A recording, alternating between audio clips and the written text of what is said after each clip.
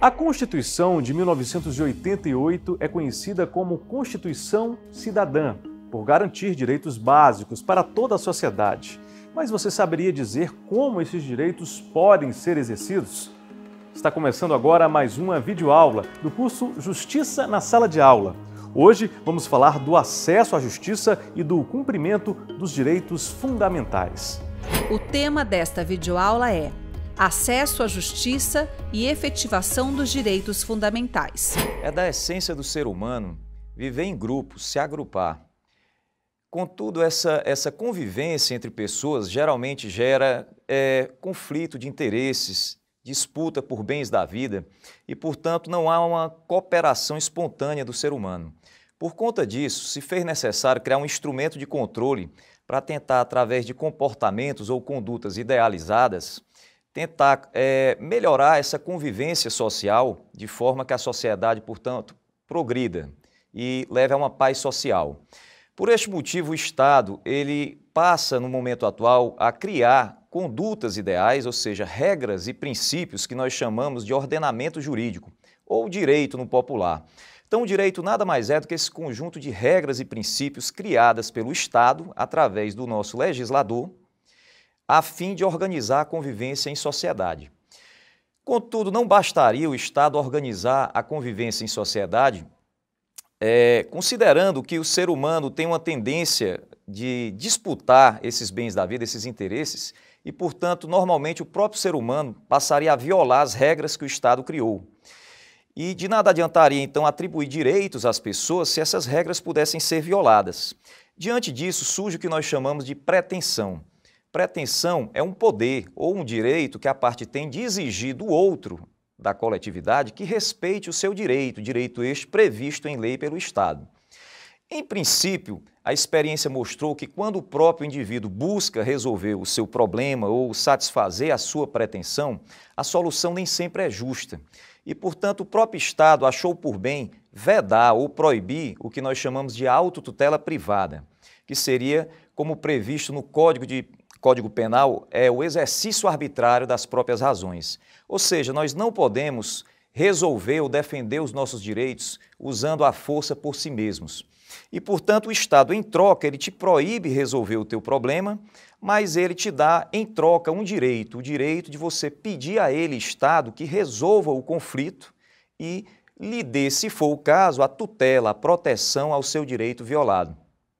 O nome desse direito que o Estado lhe dá em troca é o que nós chamamos acesso à justiça, ou simplesmente direito de ação. Então, o direito de ação nada mais é do que o cidadão, diante de uma possível ameaça ou lesão a direito, ele poder provocar, pedir ao Estado que analise esse possível conflito e, caso ele tenha razão, caso ele tenha o direito alegado, o Estado, então, vai adotar as medidas, vai reconhecer esse direito e vai adotar as medidas necessárias para que esse direito chegue ao seu alcance.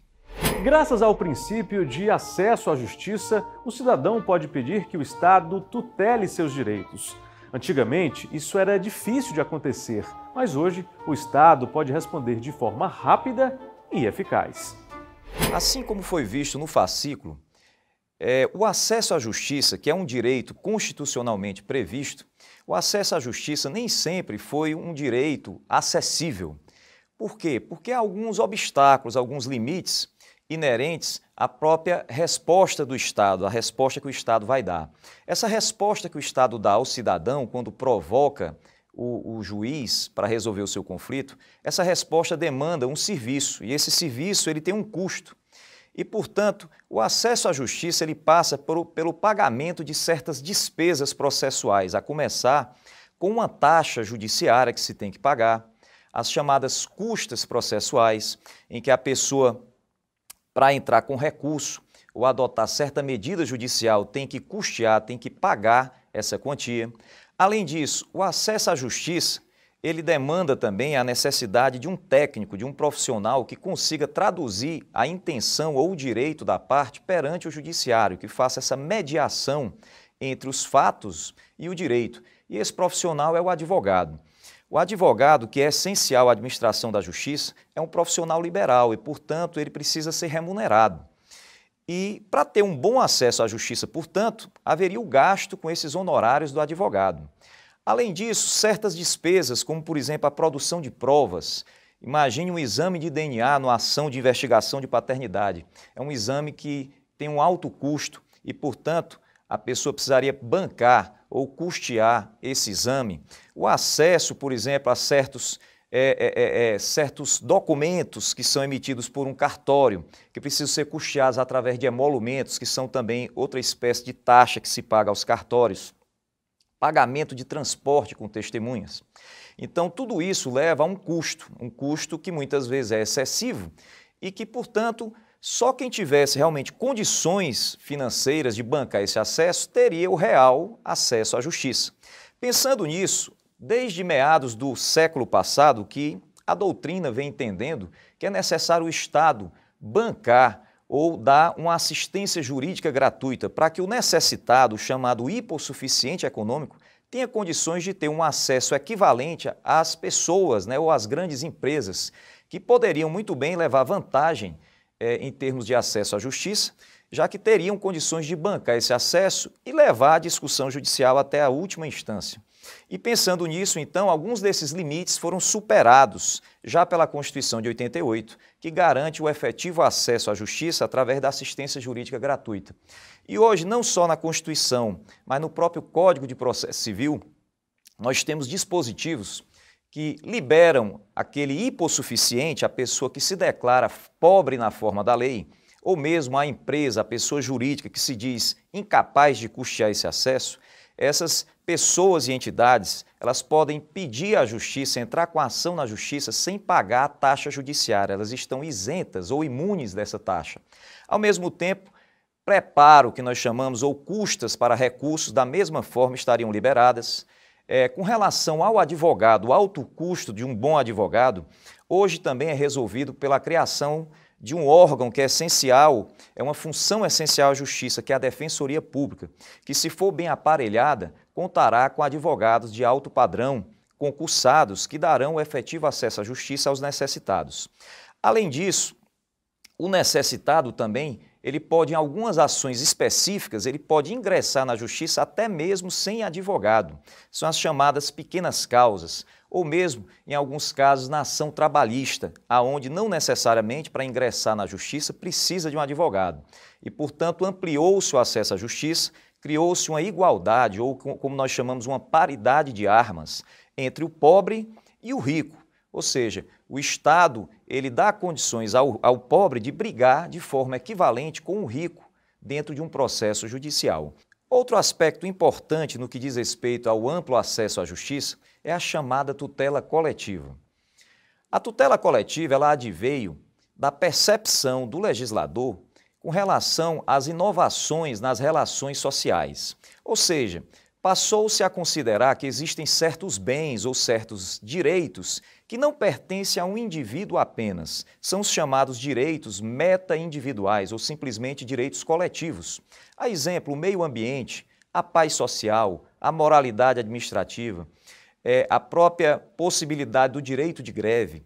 São direitos ou bens que não poderiam ser exercidos ou reivindicados por um indivíduo, mas por um agrupamento melhor definido da sociedade, um grupo definido ou até mesmo indeterminado da sociedade.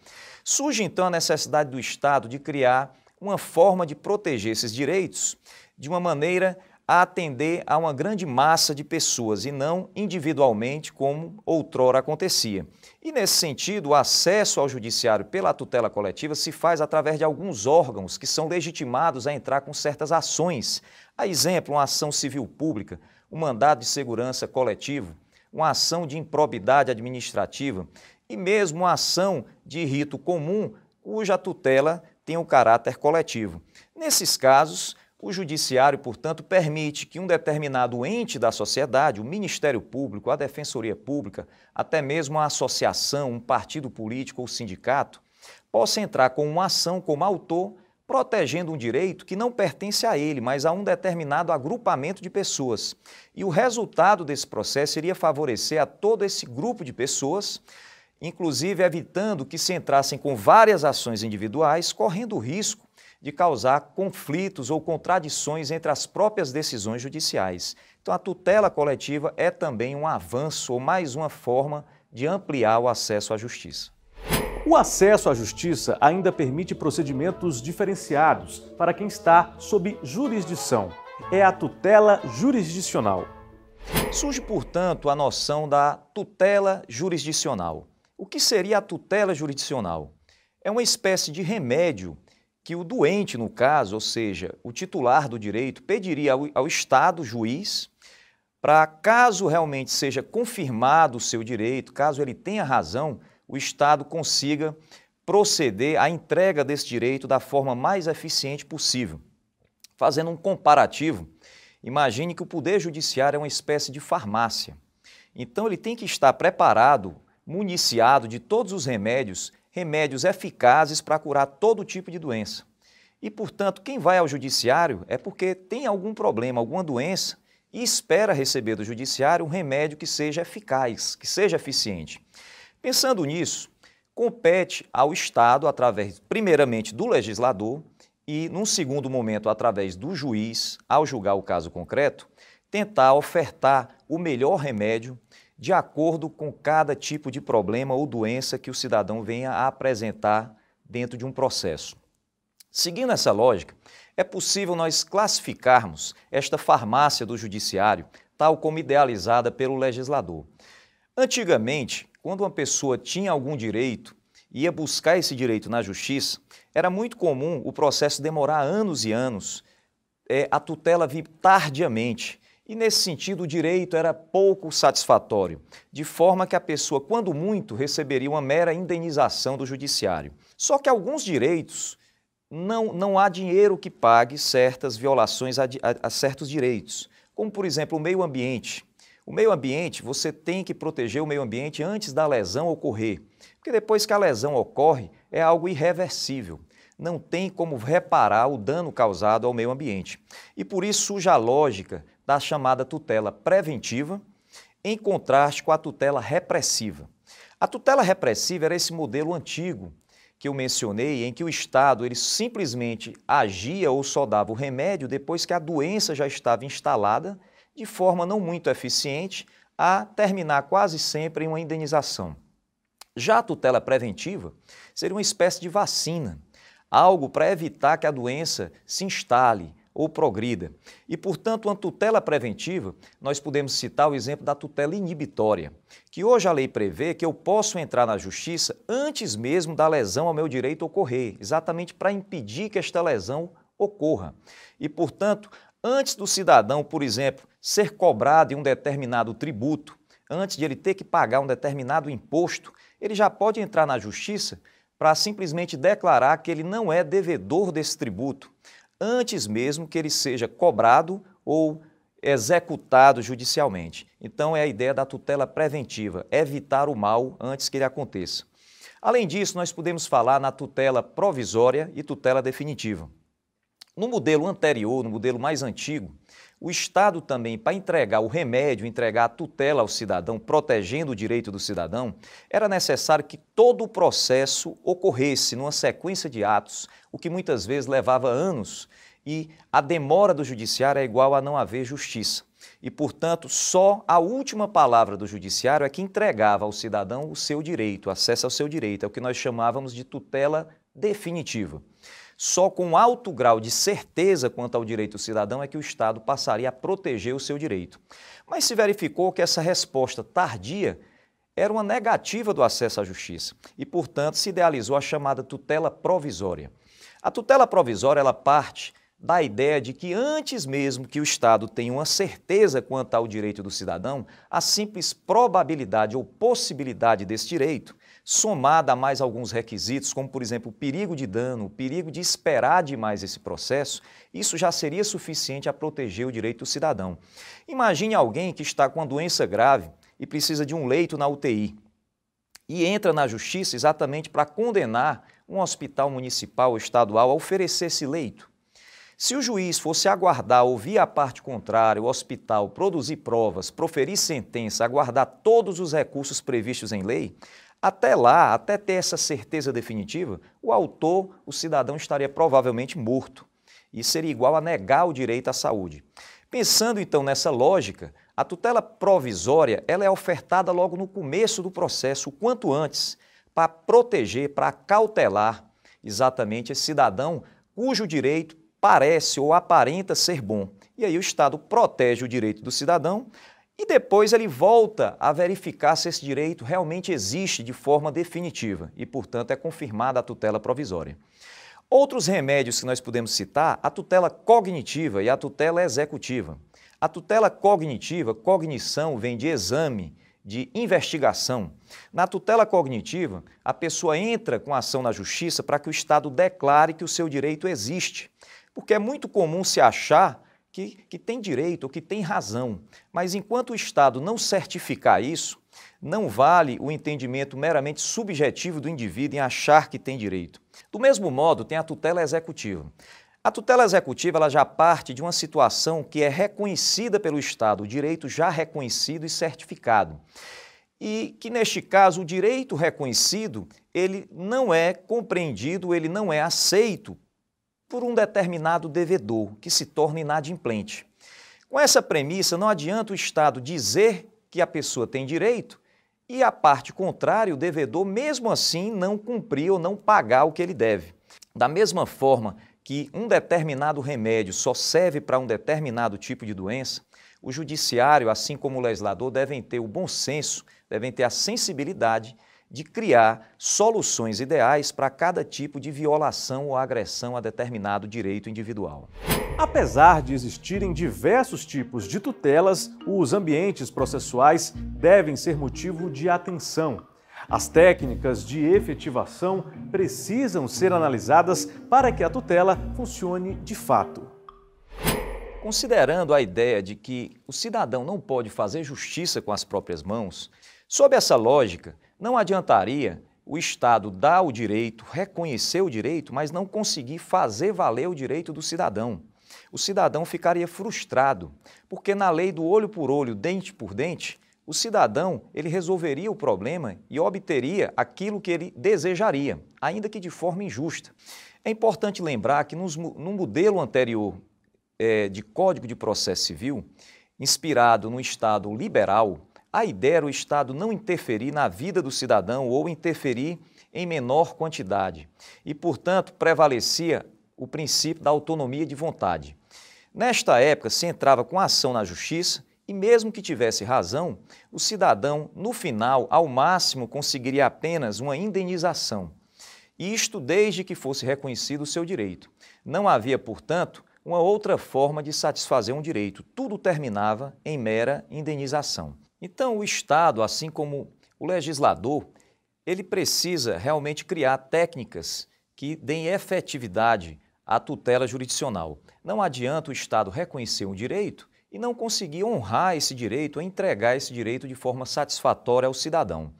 Sob essa ótica, então, surge o conceito de tutela específica, que vem contrastar com a tutela genérica. A tutela específica ela permite que o Estado crie ferramentas ou técnicas mais eficientes de efetivação ou de execução. Dentre essas técnicas se destacam duas modalidades. A técnica da subrogação, que significa o Estado tomar o lugar do próprio devedor, do próprio agente violador do direito. Neste caso, o Estado ele desconsideraria a resistência ou a falta de vontade do devedor em adimplir ou cumprir a obrigação. E, portanto, o próprio Estado entregaria nas mãos do titular do direito aquele direito que ele recebeu do Estado através de uma decisão judicial.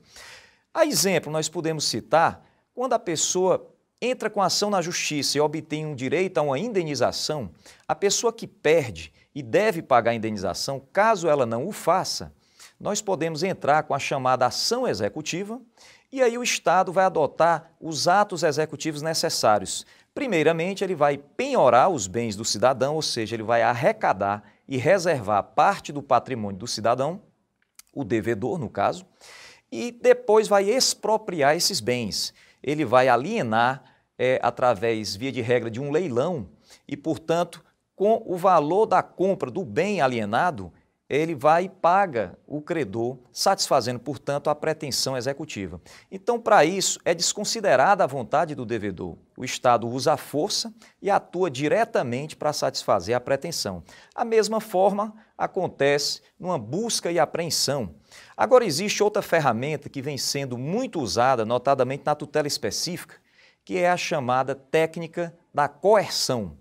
Na coerção, o Estado ele não desconsidera a vontade do devedor, porque para satisfazer a pretensão do credor é necessária a vontade do devedor. Neste caso, o Estado ele vai tentar convencer de forma forçada o devedor a cumprir a obrigação que ele até então resiste. E aí nós temos alguns exemplos de técnica de coerção. Um dos principais exemplos seria a famosa multa, que nós costumamos chamar do direito de astrente. Ou seja, quando alguém é obrigado a um fazer, a desempenhar um determinado serviço e não faz, o Estado aplica multa, geralmente uma multa diária. E aí a pessoa se sente compelida, se sente forçada a prestar o serviço que até então ela não queria prestar. Desta forma, a multa serve como uma técnica indireta de forçar o cumprimento da obrigação. Temos ainda mais um exemplo, que esse é um exemplo talvez o mais gritante do ordenamento jurídico, que é no caso de uma ação de alimentos. Na prestação de alimentos, a pessoa que se recusa de forma injustificada a pagar alimentos, ao alimentando, ele pode ser convencido se valendo de uma técnica de coerção que é a famosa prisão civil, que é um dos únicos casos em que o ordenamento jurídico brasileiro prevê uma prisão por dívida.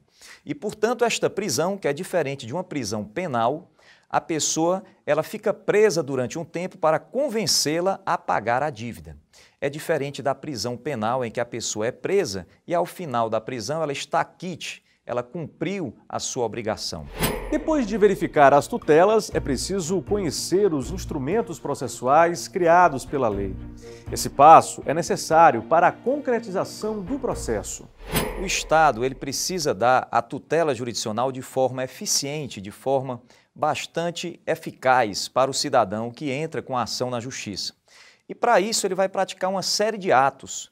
Há uma atividade jurisdicional, portanto. Essa atividade ela precisa ser regulada por lei. Essa atividade é o que nós chamamos processo. E, portanto, o legislador vai ter que dizer o modo como o processo acontece, que é o que nós chamamos, por sua vez, procedimento. Portanto, o cidadão ele tem direito a uma resposta em tempo razoável. É a chamada duração razoável do processo. E, para tanto, o legislador ele tem que criar o procedimento que seja adequado de acordo com cada remédio ou tutela que o autor pede na Justiça.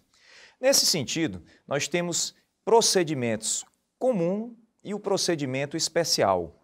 Dentre esses procedimentos, o procedimento especial ele cuida de determinadas situações em que o legislador considerou necessária uma resposta diferenciada ou em um tempo mais rápido, que é o chamado rito sumário ou rito sumaríssimo. Nós podemos citar como exemplo a própria lei do mandado de segurança, que não só na época em que foi criada, mas até hoje é considerado um remédio constitucional, uma resposta eficiente ao cidadão, haja vista que dentro do mandado de segurança não há o que nós chamamos uma grande dilação probatória, as provas já são provadas logo de cara pela parte interessada. E nesse sentido o processo tende a ser mais rápido. Não há possibilidade de longas discussões. E no mandado de segurança, a pessoa obtém não só o reconhecimento do direito, mas o direito já é efetivado. Da mesma forma, os outros remédios constitucionais, que são procedimentos especiais que visam a satisfazer de uma forma mais eficiente os direitos tidos por fundamentais. Nós podemos citar o habeas corpus, que tende a proteger o direito de ir e vir, direito de liberdade do cidadão e, portanto, também vai ter um procedimento ou um rito especial diferenciado.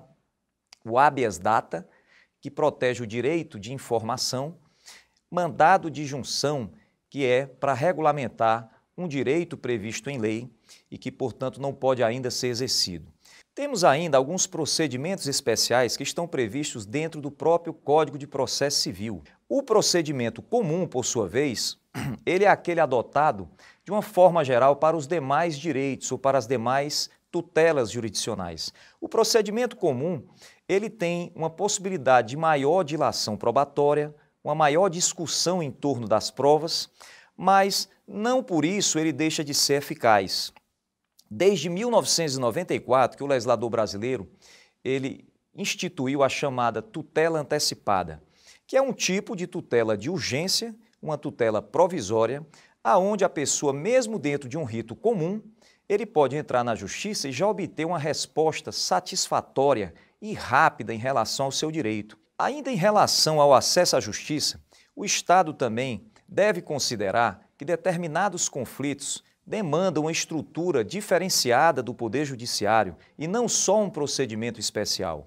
E, portanto, surgem os chamados juizados de pequenas causas ou juizados especiais, que têm uma legislação, um microsistema próprio, aonde o processo aqui ele acontece de uma forma diferente do processo comum. A começar com um rito informal, aonde a própria parte ela pode entrar na justiça sem advogado, até um determinado valor. As causas, elas tratam de causas de pequeno valor monetário, as chamadas causas menos complexas. A pessoa pode entrar na justiça sem advogado e sem precisar efetivamente de uma petição inicial escrita. Ela pode verbalizar o seu pedido perante a Secretaria dos Juizados Especiais.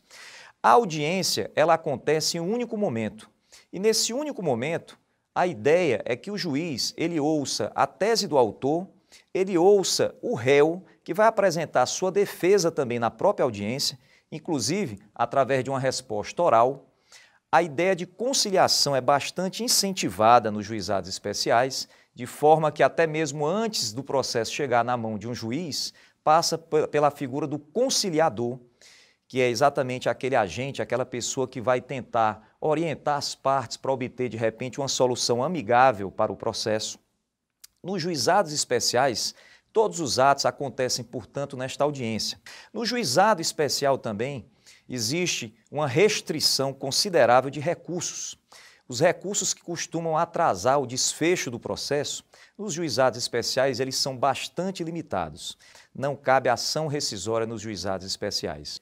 Percebe-se que o acesso à justiça, ele decorre então de uma atividade cooperativa, a envolver o legislador, que deverá criar remédios adequados, procedimentos e instrumentos capazes de entregar a melhor e mais eficaz resposta do Estado à solução do conflito.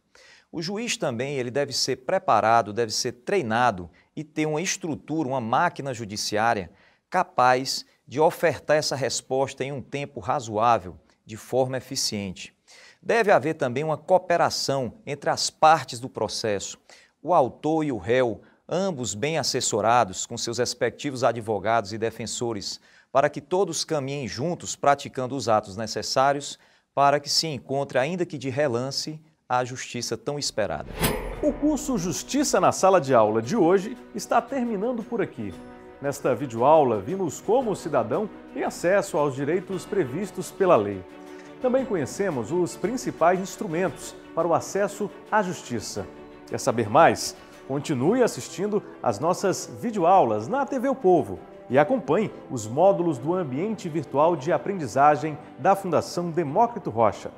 Até a próxima!